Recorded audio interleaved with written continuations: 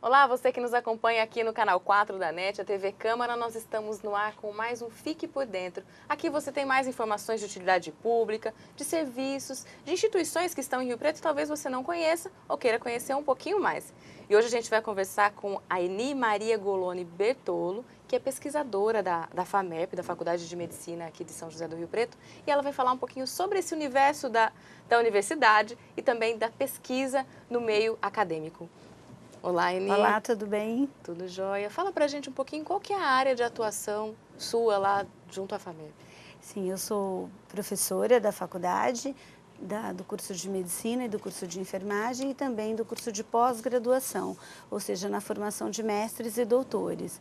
Então, a nossa função é qualificar, né, as pessoas para pesquisa, ou para os profissionais que na nossa área são profissionais da saúde, médicos e áreas afins, para atuar na área da saúde, mas mesmo que não sejam cientistas ou pesquisadores, mas que desenvolvam um senso crítico e atual muito da sua profissão. Essa é a nossa função.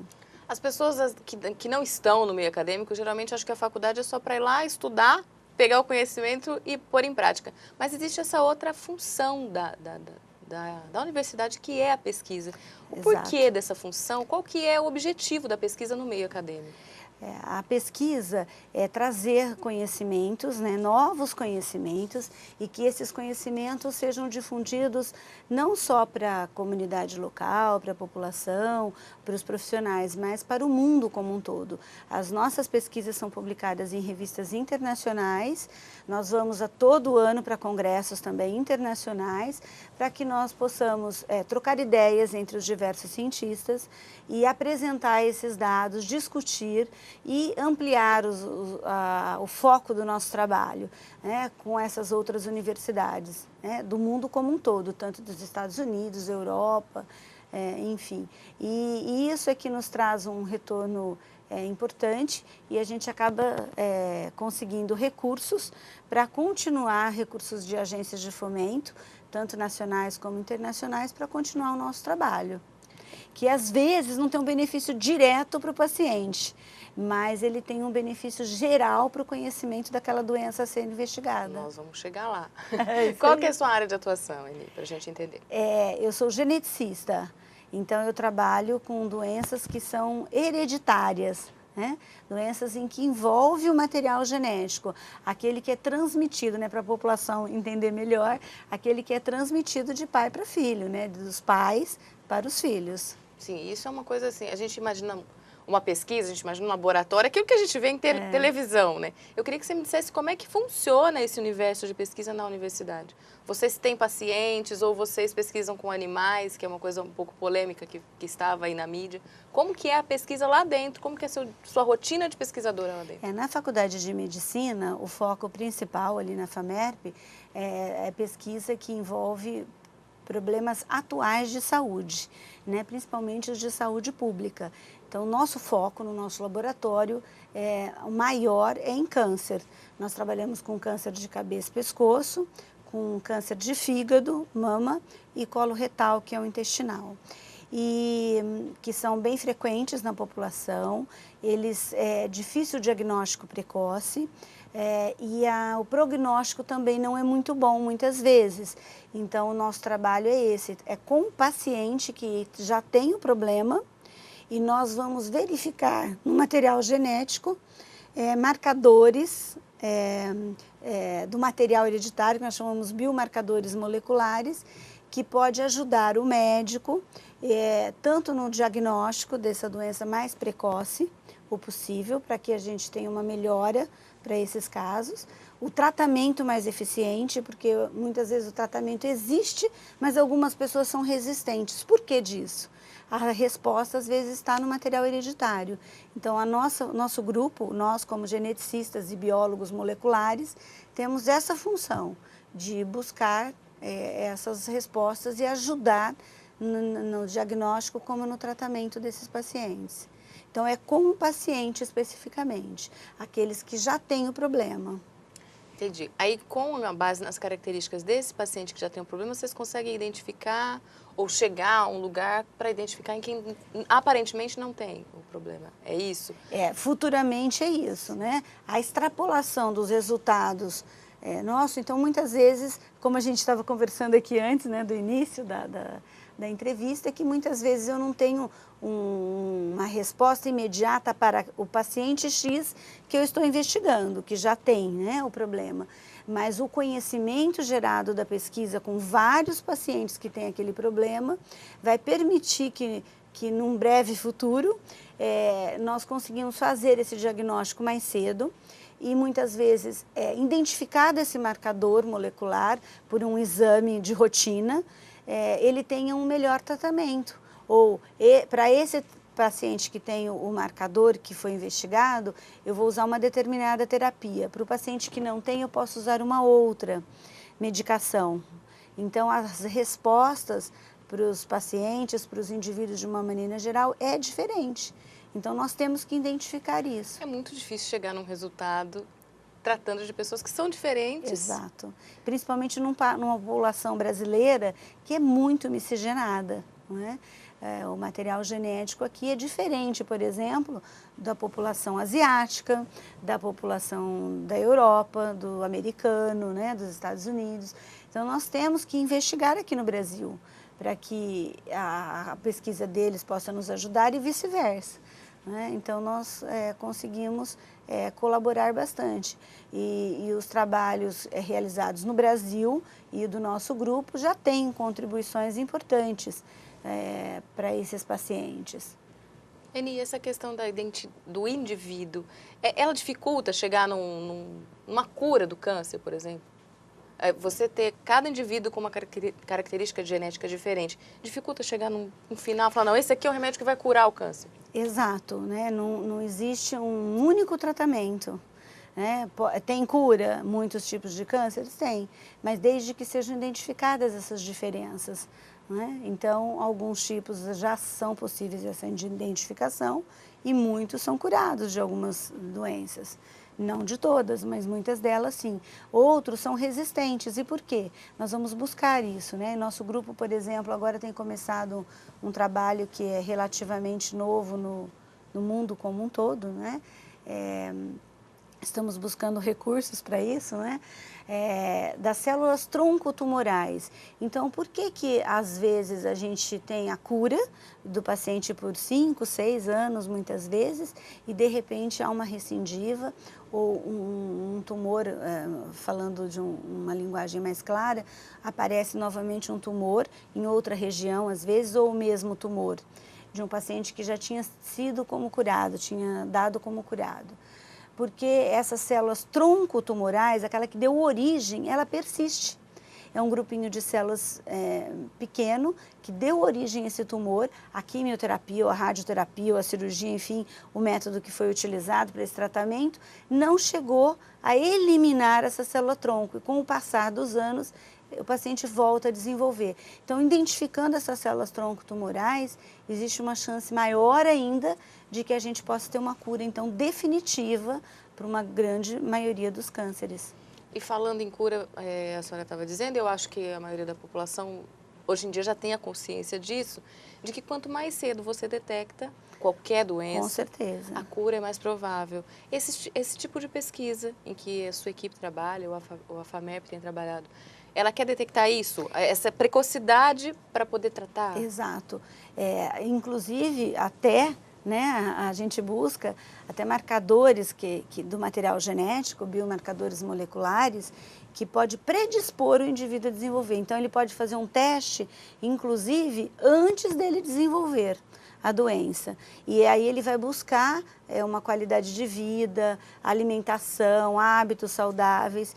Então, por exemplo, nós sabemos que para câncer de cabeça e pescoço, que é um que nós estudamos, bom, aliás, todos os cânceres são multifatoriais, não existe só o fator genético, o fator ambiental também, mas junto juntos esses fatores desencadeiam o câncer.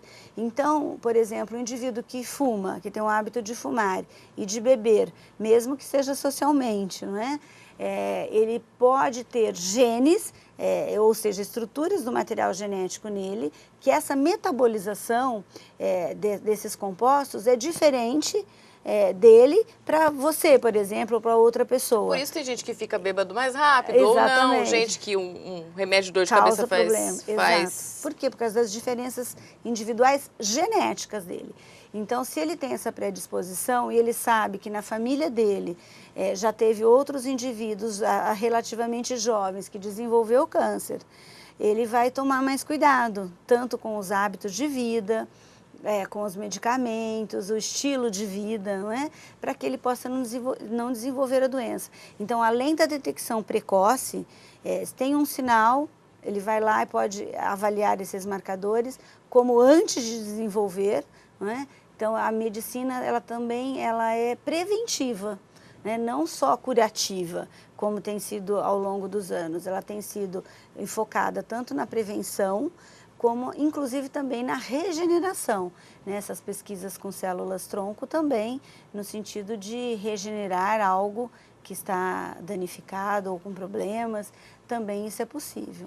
Eni, você estava dizendo então da genética. Se a pessoa tem um caso de câncer na família, é bom que ela fique atenta? Antes de aparecer algum sinal, é bom que ela faça uns exames esporádicos? Sim, com certeza. E nós sabemos já de vários tipos que são hereditários, são familiares. Quais são os tipos, assim, existe exemplo? Alguns deles, sim, já são até conhecidos, inclusive um pouco mais pela população e outros menos. Mas o câncer de mama familiar, o câncer de cólon, que é do câncer intestinal,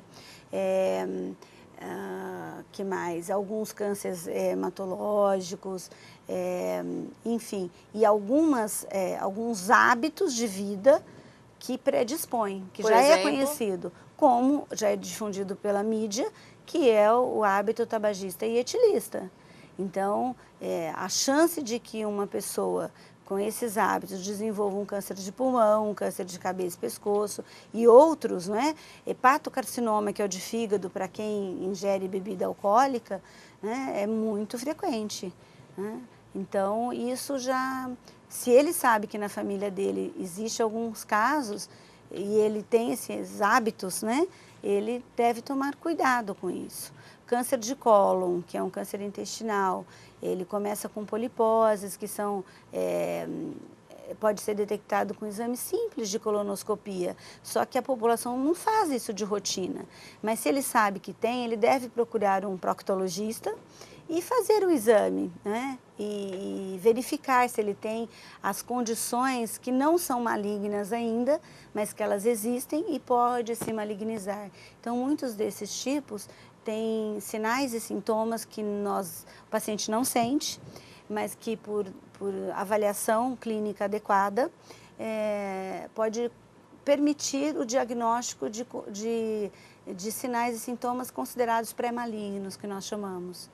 E então aí é uma prevenção muito eficaz. Eni, a gente vai para um rápido intervalo, você é de casa, mas a gente volta daqui a pouquinho, não sai daí. Na vida, teste novas experiências. Teste escolhas. Teste seus sonhos, caminhos. Você é jovem. Eu testo a liberdade. Teste se sentir bem com você.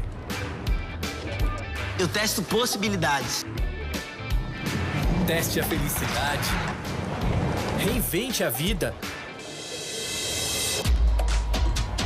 Teste se conhecer. Eu me conheço. Eu fiz o teste de HIV/AIDS. Faça o teste. Por você e por todos. Partiu o teste!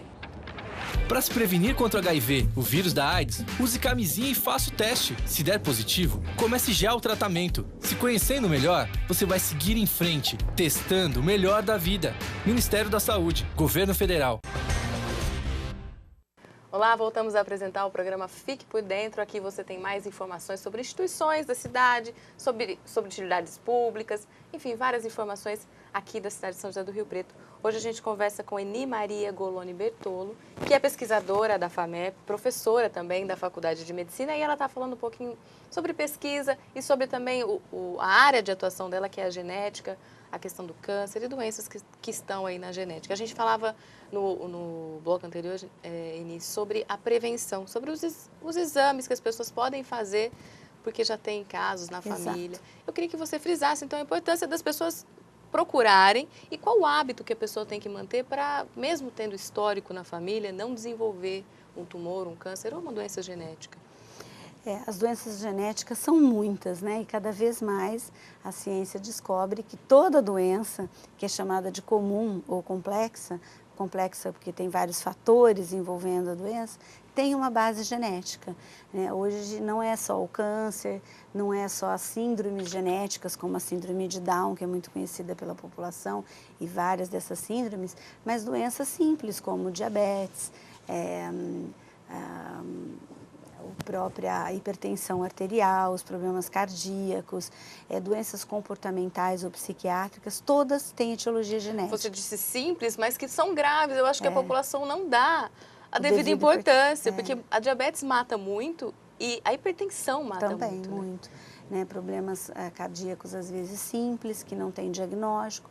Então, o cuidado com a saúde preventivo, ele é fundamental, né? Hoje, felizmente, nós estamos num estado que, apesar de algumas dificuldades, nós temos todos os recursos, né? A saúde é um dos melhores estados em que o paciente tem direito a buscar e fazer esses exames preventivos. Não é tão difícil assim, né? Em algumas regiões um pouquinho mais difícil, mas aqui no nosso estado é tranquilo. Ele tem acesso a tudo e o paciente bem informado, ele consegue fazer tudo o que é necessário. Basta ele ir atrás, não é? Buscar isso e exigir que ele tenha o direito, né? E o Estado prevê isso e isso é feito, né? Então, todos esses exames, inclusive os exames genéticos, quando eles são necessários e bem indicados. Não é necessário em todas as situações, mas naquelas em que há casos na família, né? Nós temos um serviço no hospital, nosso hospital da Faculdade de Medicina é o hospital de base, é um hospital terciário que atende complexidades e lá nós temos, atendemos mais de 100 municípios aqui de toda a região, além de outros estados do Brasil que vêm para cá. E isso é feito, né, com bastante cuidado e o paciente é bem orientado em relação a isso. Basta procurar ou ser encaminhado por qualquer posto de saúde próximo ao local que a pessoa reside. E é muito interessante esse programa porque a população vai conhecendo melhor o que ela tem direito, o que ela deve fazer, não é? Então eu acho interessante isso porque nem sempre o pesquisador vai até a comunidade, não é? Era exatamente isso que eu ia te perguntar. Você falava da qualidade da saúde, mas para se chegar a uma qualidade de saúde ou ao remédio que está lá na farmácia, houve um trabalho de pesquisa e às vezes as pessoas não sabem muito disso, grande, né? Por trás de muitos anos, né? Para você ter um resultado, você tem trabalhos assim a maioria deles exige de 5 a 10 anos, às vezes até mais de pesquisa para tornar aquilo acessível à população ou tornar de rotina para a nossa população. Então, o pesquisador, às vezes, não tem esse contato direto ou a população não conhece o que é feito. Mas é um trabalho muito grande, é uma dedicação intensiva. Falo que a gente não tem horário para entrar e sair do laboratório. Não temos feriado, muitas vezes, nem final de semana, né? Assim como várias outras profissões, é óbvio, não é? Mas a gente faz isso com muito carinho, porque os resultados aparecem, nós conseguimos verificar os benefícios que isso traz para a população, para a comunidade, de uma maneira geral, e isso não é rápido. Então, muitas vezes, o paciente que eu estou ali entrevistando, pedindo o termo de consentimento para ele participar da pesquisa, ele às vezes fica com dúvidas, não é? Mas essa contribuição, essa participação vai contribuir muito com o conhecimento geral da doença. Às vezes eu não tenho um benefício naquele momento para ele, né? Principalmente da pesquisa que nós fazemos, que não é com a medicação propriamente dita, né? E sim o que o material genético daquele indivíduo ou predispõe, o que nós conseguimos ter de marcador, de estruturas que podem fazer o diagnóstico precoce, prevenir esse problema. Então, é ao longo do tempo. Eni, para as pessoas entenderem, você não faz essa pesquisa sozinha, né? Não é uma Não, pesquisa da Eni. Não, nós temos um grupo grande comigo, trabalha como pesquisador docente responsável junto comigo, a professora Érica Pavarino, que está lá no dia a dia, e além disso eu tenho no laboratório 4 alunos de pós-doutorado, vários de doutorado e de mestrado. Nós somos uma equipe no nosso laboratório, que é um dos 30 laboratórios da Faculdade de Medicina, né, um deles, com 30 pesquisadores, incluindo até os alunos de graduação. Uma pesquisa? 30 pesquisadores para uma pesquisa Não, ou vocês interagem? São várias pesquisas. Nós temos pesquisas em câncer de cabeça e pescoço, que não é uma só. Nós temos em câncer de fígado, de mama, de colo retal e algumas doenças genéticas, como neurofibromatose, síndrome de Down, lúpus, nós já trabalhamos com transplante em colaboração, e esses trabalhos não são feitos pela Eni geneticista também, só e pelo pessoal do laboratório. Nós integramos com os departamentos da Faculdade de Medicina. Então, com o departamento de otorrino, que é o Dr. José Vitor Maniglia, com o departamento um grupo de doenças hepáticas, que é o Dr. Renato e a doutora Rita Silva, que realizam os transplantes. O Dr. Domingo Marcolino Braille. Inclusive o HB é muito conhecido pelos transplantes de fígado, né? Isso, de coração, com as doenças relacionadas ao coração. O Braille, estava dizendo, vocês estão com um time forte lá, né? O doutor Netinho, João Gomes Netinho, que trabalha com colo retal. Então, nós temos essa integração. Isso é muito bom, porque nós temos as ferramentas e as ideias do ponto de vista genético, e eles têm as questões clínicas para serem respondidas e cirúrgicas, que eles têm dificuldade. Então, é uma integração boa com os departamentos clínicos e cirúrgicos da faculdade, até com outras instituições fora da nossa faculdade e fora do país também. Então, nós trabalhamos com integração, às vezes, com instituições fora. Os nossos alunos de doutorado, de pós-doutorado, vão para estágios no exterior. Agora mesmo, com o início agora dessas pesquisas com células-tronco tumorais, eu tenho uma aluna de pós-doutorado, Ana Lívia, que ela vai à Universidade de Michigan aprender melhor a fazer esses estudos, identificar essas células-tronco tumorais, para que a gente possa trazer essa tecnologia para dentro da FAMERP, do nosso laboratório, e com isso há um avanço mais rápido, né?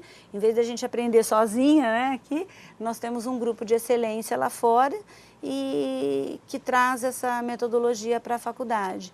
Então, isso é importantíssimo. Então, a gente qualifica as pessoas que estão ao nosso redor, que estão trabalhando, tanto para a pesquisa como para o mercado de trabalho, para o ensino, né, que eu comentei com você que o tripé da universidade é ensino, pesquisa e extensão. Então, uma boa escola de medicina e de saúde, de uma maneira geral, ou de qualquer área, né, ela tem que ter esse tripé funcionando bem, porque a pesquisa contribui para o ensino, que contribui para a extensão e vice-versa. A faculdade, então, tem que ser alguma coisa que incentiva, uma instituição que incentiva também a pesquisa, né? Não é só você chegar lá como aluno, pegar o seu diplominha e ir embora, né? Não, não é. Então, a faculdade tem que incentivar isso? Tem que incentivar, e ela tem programas próprios para isso.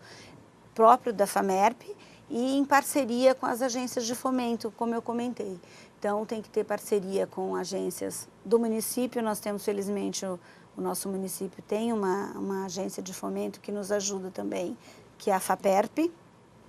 A agência do Estado, que é a FAPESP, que auxilia muito as instituições, é considerada a agência no Brasil, a melhor agência de fomento de pesquisa é a FAPESP. E em nível federal nós temos o CNPq e a CAPES, o CNPq auxiliando mais com os auxílios, com as verbas, e a CAPES ajudando mais na qualificação de pessoal. Então a CAPES ela tem um papel fundamental nas bolsas para os alunos se dedicarem nesse tempo pós-graduação, né? Após realizada a sua graduação, para ele se aperfeiçoar e fazer o seu mestrado e doutorado e ter uma remuneração para se dedicar exclusivamente. Então, esses 30 pessoas que eu disse aqui para você, esses ficam no laboratório. Eles são alunos de mestrado e doutorado que estão lá com dedicação exclusiva, para que possa realmente render o nosso trabalho, né?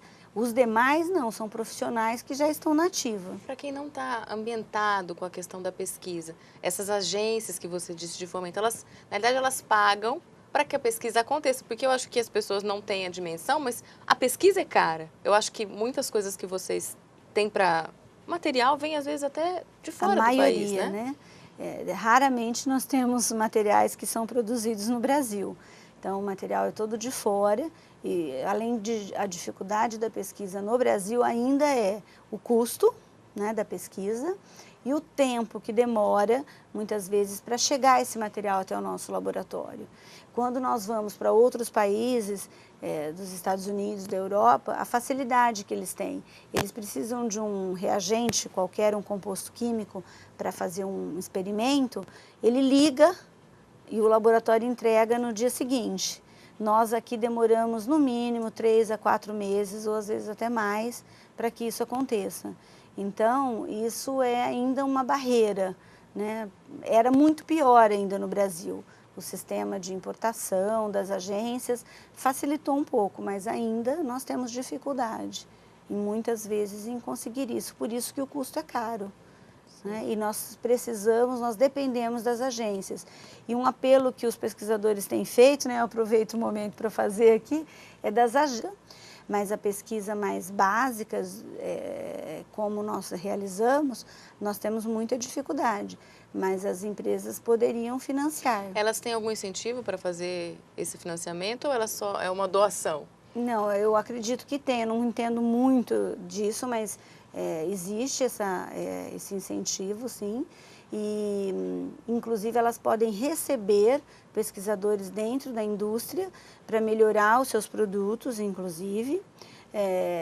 Você tendo um pessoal qualificado, né, que tem o perfil de pesquisador, ele pode melhorar em muito o produto da empresa que é feito. A Braille é um exemplo disso, que é pelo Dr. Domingos Braille. Ele faz essa parceria, é uma das empresas que eu conheço e contrata doutores para o seu trabalho, né, para desenvolvimento de produtos que são colocados no mercado de trabalho, tanto no Brasil como fora, e outras empresas, mas em São José do Rio Preto um menor número, né? Às vezes em São Paulo nós temos outros exemplos. A Embraer é um exemplo que não é da minha área de saúde, mas que tem pesquisadores envolvidos lá para que desenvolva essa indústria, né, aérea com eficiência, e que o Brasil então exporta as suas aeronaves, e a gente poderia ter isso muito mais. Nós temos apenas exemplos pontuais no Brasil. Se as empresas investissem, elas ganham com isso benefícios diretos e indiretos, não é? E nós também ganharíamos. Em outros países, a iniciativa privada é maior do que a iniciativa pública.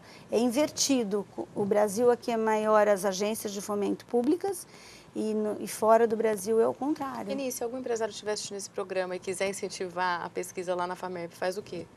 Procura a faculdade? Procura a faculdade. É feito um convênio com a instituição e legal, né, tudo, a parte jurídica, enfim, e ele vai poder contribuir para a pesquisa. Por exemplo, em julho eu fui em Nova York, num centro, num laboratório lá de pesquisa, e que a família de um jogador de beisebol teve um câncer que o levou à morte, famoso, um jogador famoso, e a família tinha uma empresa e resolveu investir.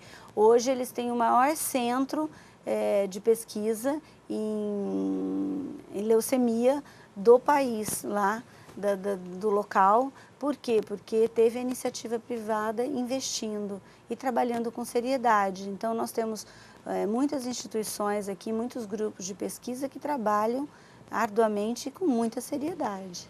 Eni, muito obrigada, nosso tempo acabou. Eu quero te agradecer por essa entrevista, pela sua disponibilidade. Sempre que precisar, nós estamos aqui. Estou à disposição, é um prazer. Muito obrigada, viu? Obrigada a vocês. Então, você acompanhou esse Fique por Dentro. Hoje a gente conversou com Eni Maria Goloni Bertolo, que é pesquisadora da FAMERP.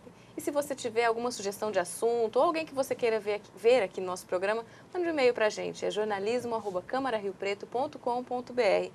Essas informações e muitas outras estão no nosso site, www.riopreto.sp.leg.br. A gente fica por aqui. Até a próxima. TV Câmara, o canal do Legislativo.